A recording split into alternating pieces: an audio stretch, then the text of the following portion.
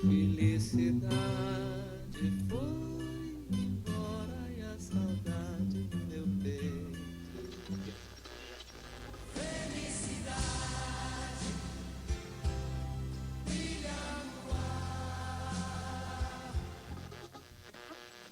Você vai rir sem perceber. Felicidade é só questão de ser. Tristeza não tem fim. Felicidade sim.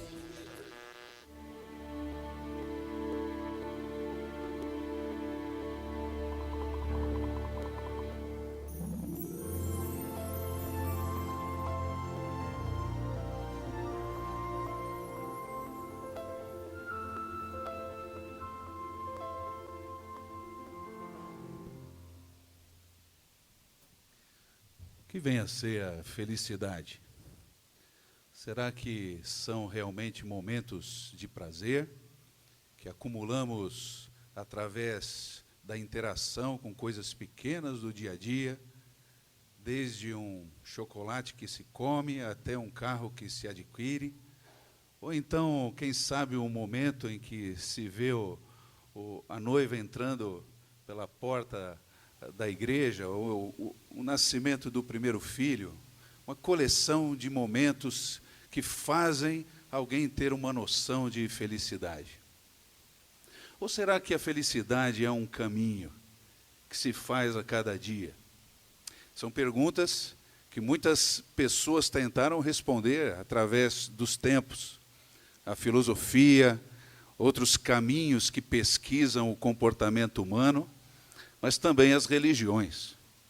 E nós aqui na Borda não queremos ficar de fora dessa discussão, o que seja o caminho da felicidade. E nós também vamos opinar nessa nova série que começa hoje, falando acerca do caminho da felicidade a partir de uma visão muito particular que se encontra no Novo Testamento. Alguém que não só viveu a felicidade, mas também tinha a capacidade de indicar como é que se encontra essa felicidade que vem para ficar, que transforma a gente de dentro para fora e faz a vida ter um colorido como nunca foi vivida antes. Então eu convido você a vir comigo para o Monte do Sermão, onde você vai ouvir o próprio Cristo falando acerca dessas verdades maravilhosas. Mas antes que você venha comigo para o sermão, quero levá-lo até o monte. Nosso pessoal da técnica vai levar você agora numa viagem daqui da Borda ao Monte do Sermão. Técnica, por favor.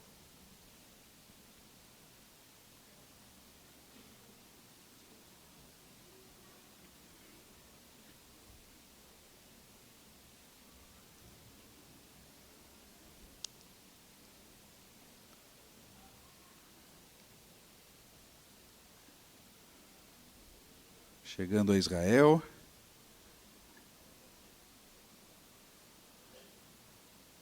Descendo até a região em que Jesus começa a pregar, Galileia, Tiberíades, ao lado o mar chamado Kineret, por causa da sua forma de harpa. E finalmente chegamos ao Monte do Sermão, pertinho de Cafarnaum.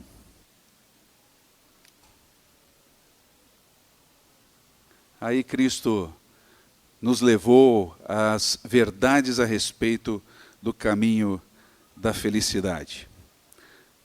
Obrigado, querida. Nós estamos em Mateus, capítulo 5, versos de 1 a 12. Aqui nos encontramos com a palavra acerca do caminho da felicidade.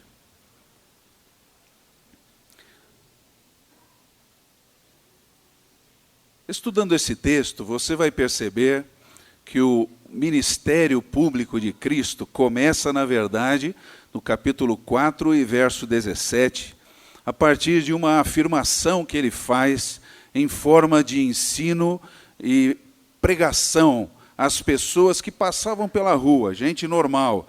Ele deve ter subido numa pedra ou então no meio do público, começado a falar.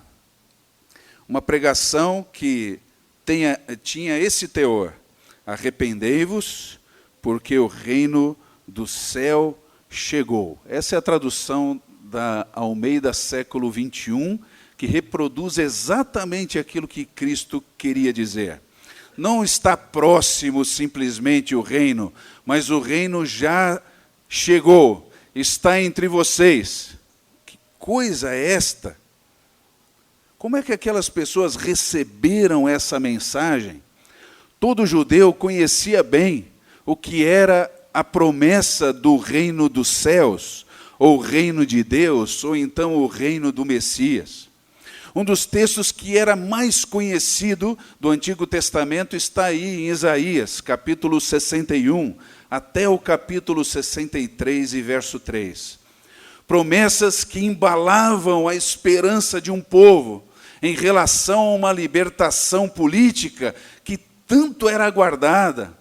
Um povo que passou por tantas dificuldades, opressão, povos que vinham sobre ele e o dominavam, arrancavam-lhe a cultura, o privilégio de servirem ao seu próprio Deus, de terem um lugar de culto.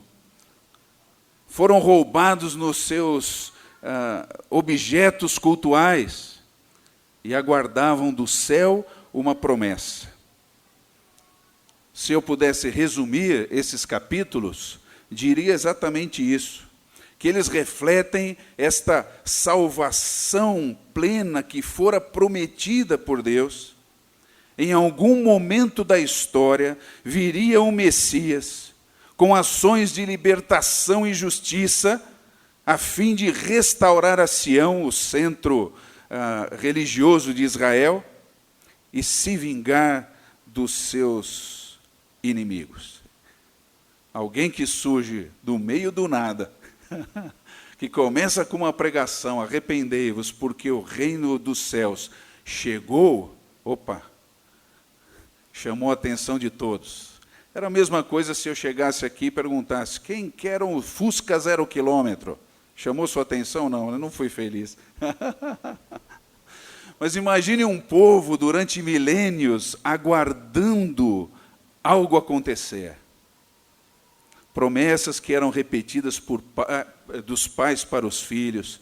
Filho, você vai crescer, quem sabe a sua geração verá o Messias. Papai ainda não viu, mas temos a promessa. E cada momento de Páscoa, eles se reuniam ao redor da mesa e uma cadeira ficava vazia, esperando que o Messias entrasse pela porta, se assentasse ali e tudo o que foi prometido desde o início fosse concretizado. Agora é interessante que a palavra de Cristo, e mais do que isso, as coisas que ele passou a fazer, trouxe à mente das pessoas uma identificação clara entre Isaías 61 e Mateus capítulo 4, versos de 23 a 25.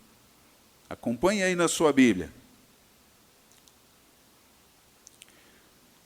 No capítulo 4, verso 23, Jesus começa, depois de anunciar: arrependei-vos porque o reino do céu chegou, ele passa a ensinar nas sinagogas deles e pregar as boas novas do reino, curando todas as enfermidades e doenças entre o povo. Essa palavra boas novas, no grego evangelho, era muito conhecida desse povo. Foi citada lá em Isaías. Atiçava a mente. Puxa, essa pessoa está ensinando e falando e pregando as boas novas desse reino aguardado. Ele diz que o reino já chegou, está curando o povo. E na mente daquelas pessoas, fatalmente, isso começou a acontecer. a comparação da profecia com o que estava se realizando. Ele pregou as boas novas do reino. Em Isaías, o Messias diz: o Senhor ungiu-me para levar boas notícias. É a mesmíssima palavra, trazer boas novas às pessoas. E mais, no 23 ele cura as enfermidades. Em Isaías 61, o Messias teria o mesmo ministério. O Senhor enviou-me a curar as pessoas. Aí, meus caros, o que vocês acham que aconteceu? A notícia se espalhou e rapidamente pessoas de todos os lugares, até da Síria, mais distante, como você pode ver no mapa, muito distante, começaram a fluir para encontrarem-se com esse novo rabi que falava as palavras de boa nova. Falava como um Messias prometido. Vamos encontrá-lo, vamos vê-lo. E essas pessoas foram chegando, padecendo de vários males e tormentos. Gente possuída por demônios, epiléticos, paralíticos. E veja o que aconteceu, Cristo os curava. A notícia se espalha mais, verso 25, grandes multidões o seguiam, vindas agora da Galileia, Decápolis, Jerusalém, Judeia, da região até do outro lado do Jordão, Jordânia, vinha gente de toda parte ver e encontrar-se com esta palavra. Isaías 61 registra que o Messias viria anunciar liberdade aos cativos, libertação das trevas aos prisioneiros, e proclamar com toda essa ação libertadora e justa o dia da vingança do nosso Deus. Bom, queridos, novamente, veja o que se formou na mente daquelas pessoas. Será então que esse realmente é o Messias libertador esperado? Não tinha dúvida.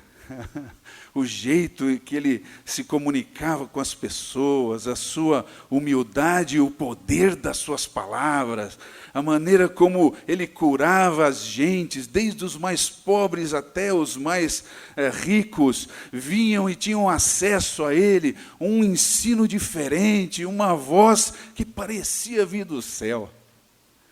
Puxa vida, eu acho que sim, acho que esse é o Messias prometido. Mas a perspectiva daquelas pessoas era um Messias que viria libertá-los materialmente. Seria aquele Messias que entraria enfiando o pé na porta do palácio romano e dizendo para um fariseu ou um escriba: vai lá e pode dar um tapa na cara daquele homem porque a sua autoridade lhe foi tirada. É claro que Cristo, nesse contexto, já conseguia ouvir e, mais do que isso, discernir os sentimentos daquelas pessoas. Mas o que eles precisavam começar a ouvir se dá aqui em Mateus 4, 23 a 25 em diante. Mateus 5, verso 1 em diante, onde ele pela primeira vez chama as pessoas para lhes falar acerca do reino. E aqui chegamos aonde precisávamos chegar. Primeira palavra acerca do que seja esse reino, do que se trata esse reino e como ele se materializa na vida das pessoas. Jesus iria responder a essa questão. Vendo as multidões, Jesus subiu ao monte e se assentou. Seus discípulos se aproximaram-se dele. Vocês sabem que eram poucas pessoas que ele havia convocado para segui-lo. E ele começou então a ensiná-los dizendo: bem-aventurados os pobres em espírito, pois deles é o reino dos céus. Começa aqui a nossa jornada no caminho da felicidade. O tema dessa série está envolto por esta frase: a felicidade está no andar com Deus. A felicidade está no andar, na companhia de Deus com você no dia a dia, andar juntos. Hoje, especialmente, quero lhes propor que o primeiro passo neste caminho da felicidade, como Cristo vai nos explicar agora, é a humildade. O primeiro passo no caminho da felicidade é a humildade.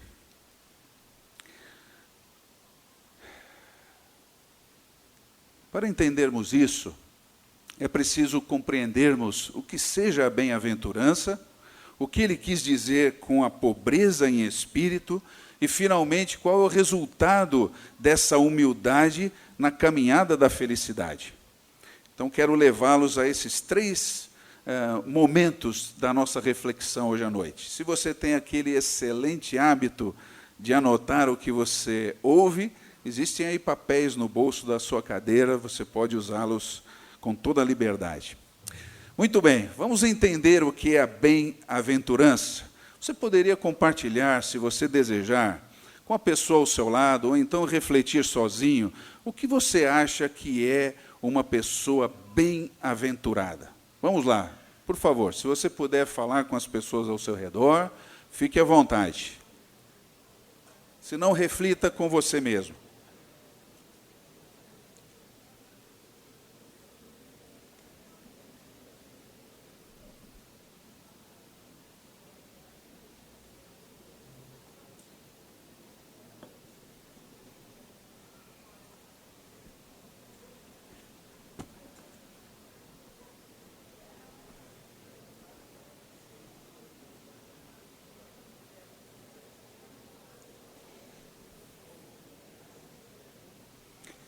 Muito bem, vamos ver se você conseguiu aproximar-se desse conceito. A bem-aventurança era muito bem conhecida como conceito na Bíblia. Está aqui uma foto na entrada do Monte do Sermão, onde se lê uma frase em hebraico que traz uma palavra muito interessante, que é traduzida no Antigo Testamento como bem-aventurados. Por exemplo, o Salmo número 1, bem-aventurado o homem, diversos textos de provérbios que decantam a felicidade das pessoas, começa com essa palavra, que foi traduzida no Novo Testamento grego por Macarios. Agora, é muito interessante que esta palavra hebraica, ashrei, esteja no plural. E ela sempre ocorre no plural. O que significa isso? Ela traz dentro de si um conceito de pluralidade de alegrias. Pense em você ficando alegre em diversas áreas da sua vida. Pense em diversas áreas. Quais áreas forem, quais são essas áreas? Vai pensando, alegria aqui, alegria ali, alegria, alegria, alegria, alegria. Some todas essas alegrias e você tem a ashrei, uma pluralidade de alegrias. Tem até uma dificuldade em traduzir esse termo para o português. Como talvez fazemos no aniversário, muitas felicidades. O que significam muitas felicidades? Que você tenha um gozo pleno de muitas situações de alegria na sua vida, que seja um estado de alma mesmo. Isso que essa palavra tem a nos dizer. Outra tradução possível é o bem-estar, ou então a tradução preferida no livro de Provérbios, qualidade de vida. Então, quando Cristo evoca, traz do hebraico esse conceito, ele está falando a respeito disso. A pluralidade de alegrias, de felicidades, do bem-estar, aquele que vai gozar a qualidade de vida, viver essa vida com qualidade, é alguém que faz parte desse reino que agora eu estou inaugurando. E vou lhes explicar do que ele é feito. Então, essas pessoas que fizerem parte do reino que eu estou inaugurando, vão usufruir todo esse potencial de qualidade de vida, as felicidades em todas as áreas. Não haverá uma área onde ele não será assistido pela alegria que vem do meu reino. Não existe um item da vivência humana que não será alcançado pela pluralidade de felicidades. Entendeu o conceito? Puxa, imagine se um judeu sentado ali aos pés de Cristo ouvindo isso. Opa, é esse mesmo, ele é o cara.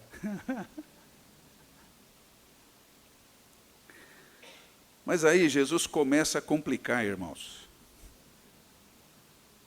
E diz que você vai viver tudo isso desde que tenha uma característica de vida.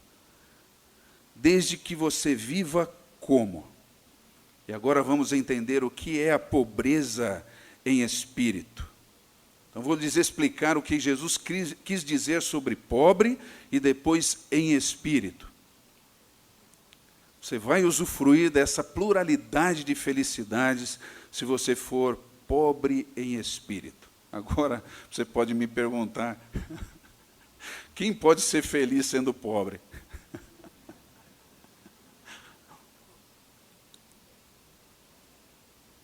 Mas o que será que Cristo quis dizer? Uma interpretação incorreta desta afirmação pode se verificar desde uns 50 anos atrás, em que alguns teólogos pensaram que Cristo estava falando da pobreza literal. Estão dizendo que as únicas pessoas que teriam acesso ao reino dos céus seriam os pobres mesmo, os desprezados. Daí surgiu uma teologia chamada da libertação. Você que é pobre precisa se unir porque o reino de Deus é seu. E o reino dos céus, esse reino de Deus, é feito na terra. Se precisar pegar em armas para conquistar o reino, faça isso. Chega de opressão. Ouviu isso em algum lugar, não é? Mas Jesus se utiliza de uma palavra grega, porque o Novo Testamento foi escrito em grego, muito particular, que põe por terra essa interpretação. Quero lhes dizer que existem 3 palavras, de maneira geral, que expressam o sentido de pobreza no Novo Testamento. São essas aí. As 2 primeiras têm a ver com aquele que ganha uma ração escassa, que foi o caso daquela viuvinha pobre. Lembram-se? Aquela mulher deu tudo o que ela tinha, a única moedinha que ela pôs no gasofilácio lá, lembram-se disso? Ela era pobre, mas não tão pobre quanto o pobre que está aí em Bem-aventurados os pobres de espírito. A palavra pobre que Cristo usa é essa aí, pitorros, que significa a miséria absoluta, alguém que não tem nada. Ainda mais que isso, que precisa de ajuda para sobreviver, que também, de uma maneira triste, vive solicitando e pedindo, então, esmolas, que foi o caso de Lázaro. Não tinha condições para viver, totalmente pobre, ou seja, paupérrimo realmente. Justamente esta palavra que Cristo se utiliza nesse texto para dizer que no meu reino, aqueles que vão usufruir dessas maravilhas de felicidade são aqueles que não têm qualquer recurso na vida.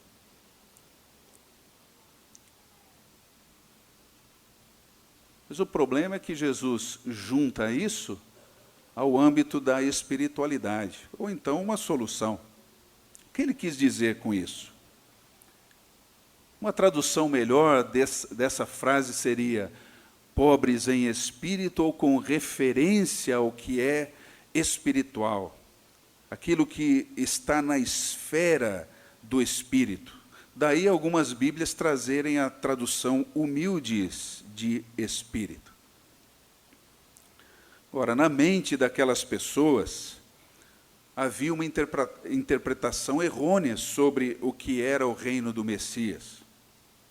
Eles queriam um status espiritual, um status material, dominação sobre outros, aquilo tudo que eles tinham sofrido queriam retribuir.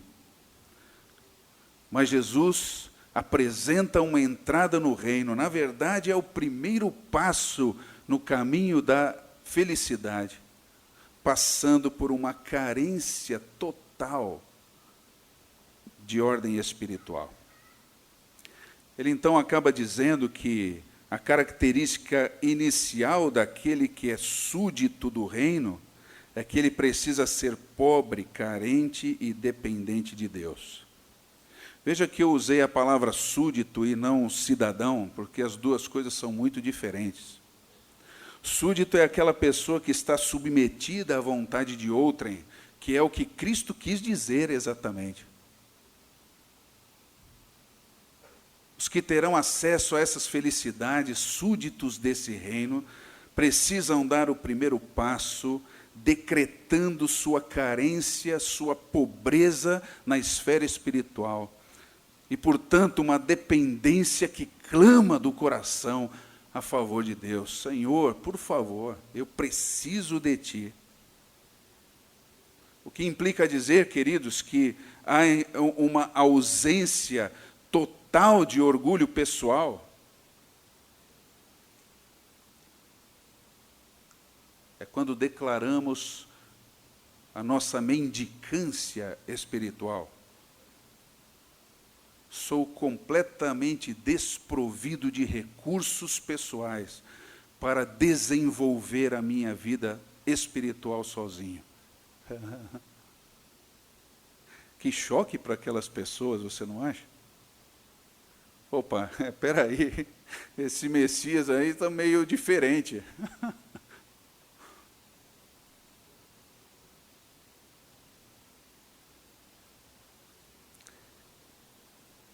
Talvez eles esqueceram de lembrar-se dos ecos de um outro texto profético, de Isaías 57:15,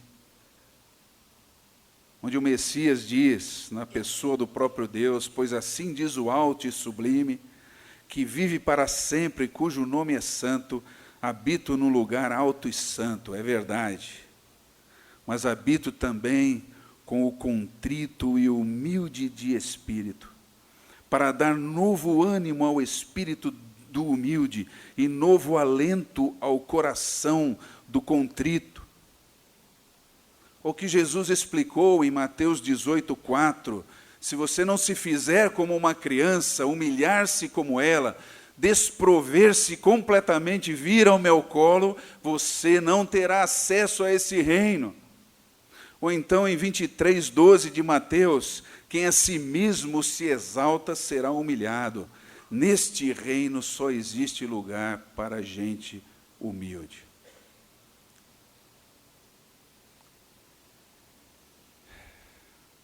Então, queridos, o que Cristo estava querendo dizer a nós hoje também, que o caminho da felicidade começa por uma entrada completamente diferente daquela que nossa sociedade está propondo. Puxa, eu pensei que eu precisava realmente ter dinheiro, ser alguém na vida, poder ter um cartão Platinum internacional, viajar ao exterior pelo menos uma vez por mês, ter 1 milhão, um pouco mais.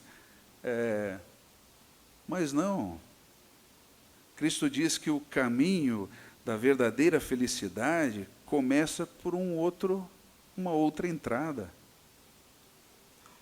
É quando o pecador, de cabeça baixa, lá no canto da praça, como ele descreve em Lucas 18, diferente do religioso que orava com a cabeça erguida e mãos ao céu, ele de cabeça baixa, ciente de quem ele era, compungido, contrito, por causa da sua carência, diz: Senhor, a única coisa que eu posso lhe falar é: tem misericórdia de mim, pecador. Eu sou pecador. E Cristo arremata naquela ocasião: quem vocês acham que saiu dali justificado? Quem teve sua oração ouvida? Foi o pecador. Foi o que se achou pecador. Foi o que se mostrou pecador. Se mostrou carente, necessitado de Deus. Então, pobres de espírito ou em espírito aponta para um modo de vida que preza pelo esvaziamento do interior, colocar para fora tudo o que sou eu, para que eu possa confiar completamente na pessoa de Deus. Então, uma tradução livre do nosso texto poderia ficar assim: benditos os que vivem como espiritualmente paupérrimos diante de Deus, pois deles é o reino dos céus. O primeiro passo no caminho da felicidade é a humildade. Não existe outro caminho no reino desse Senhor.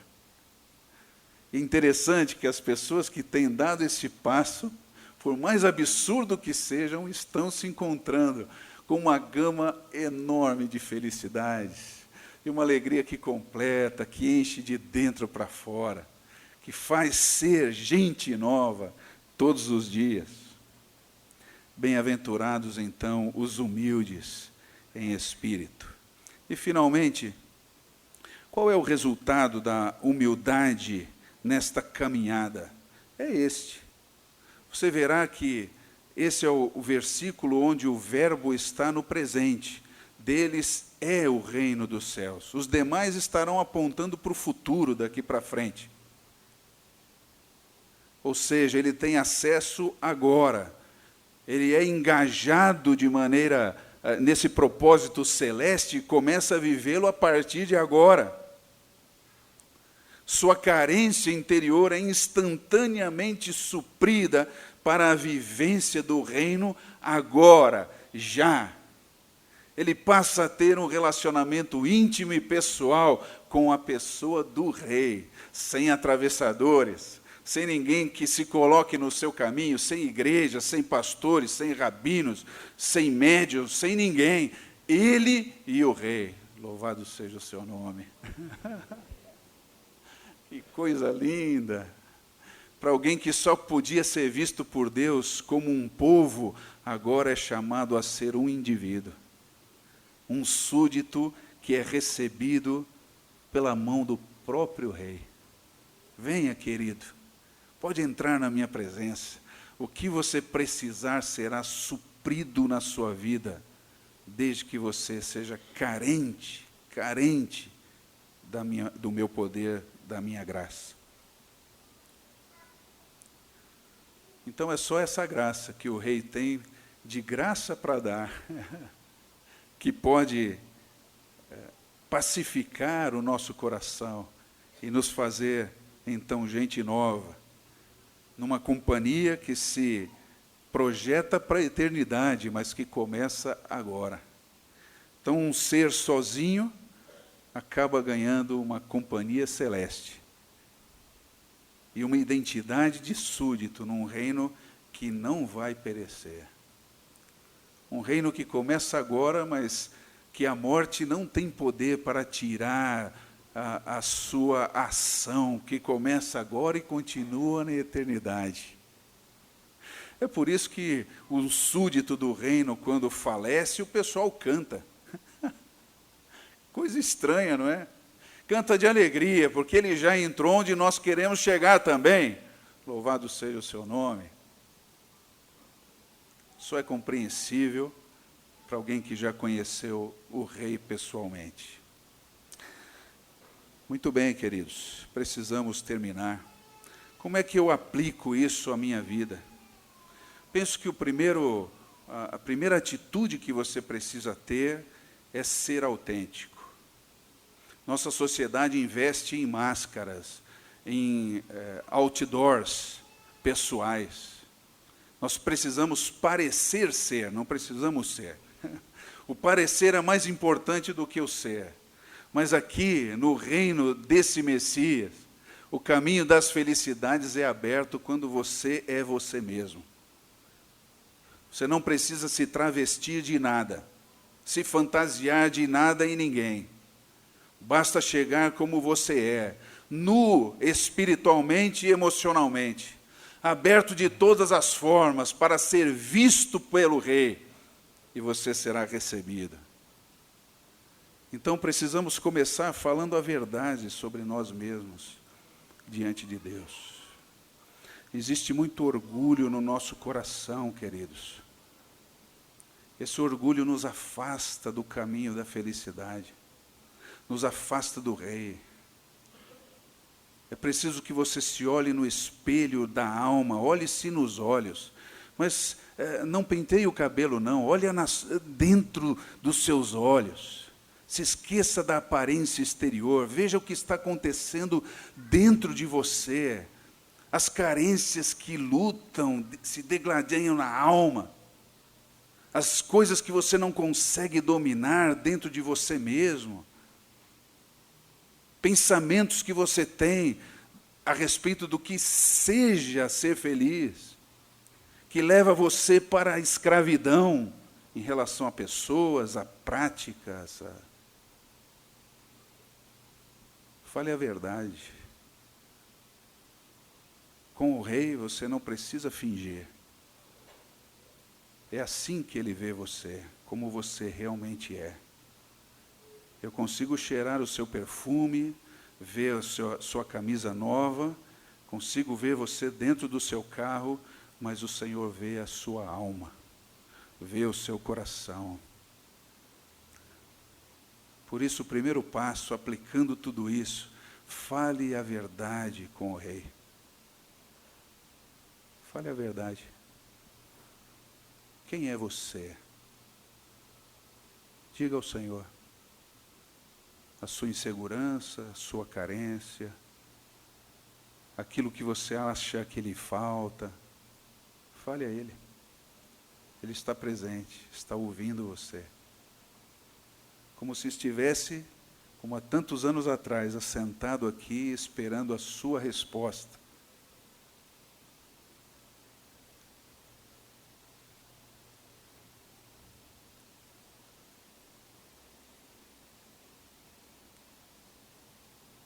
Está falando a verdade?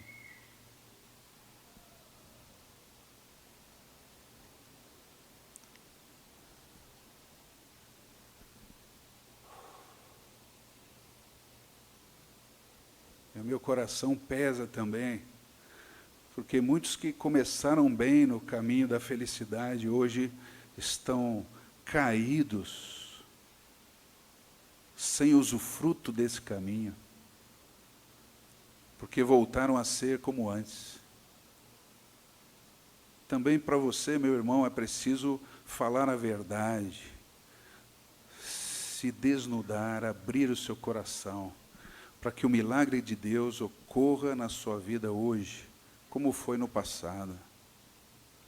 E você pare de viver uma vida cristã de idas e vindas a locais que você julga que Deus está, para começar a viver a experiência do Deus que está com você 24 horas por dia, aonde você for, à distância de uma oração, quando você fecha os seus olhos e deixa que o seu coração seja cheio da presença dEle. Mas é preciso voltar, vem comigo para o monte do sermão, vem comigo orar, vem falar para o Senhor aquilo que Ele já sabe. Abaixe a sua cabeça, converse um instante com o Senhor.